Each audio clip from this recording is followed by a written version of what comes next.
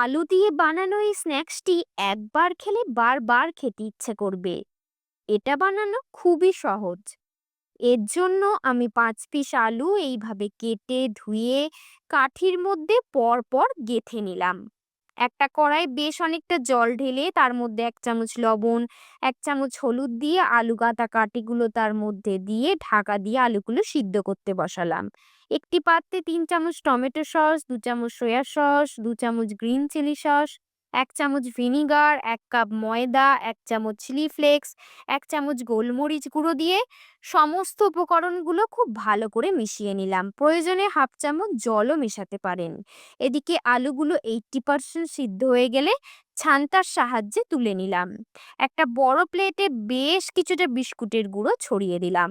তার উপরে ২ চামচ সাদা তিল এবং সামান্য লবণ মিশিয়ে রাখলাম।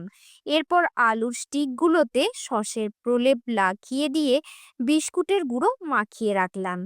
এইভাবে প্রত্যেকটা তৈরি করে নিলাম। এবারে ভাজার পালা। ফ্রাইং প্যানে বেশ কিছুটা সাদা তেল গরম করে আলুর স্টিকগুলোকে ঘুরিয়ে ঘুরিয়ে ভেজে তুলে নিলাম। ব্যাস তৈরি হয়ে গেল দারুণ চটপাটা আলু স্ন্যাক্স।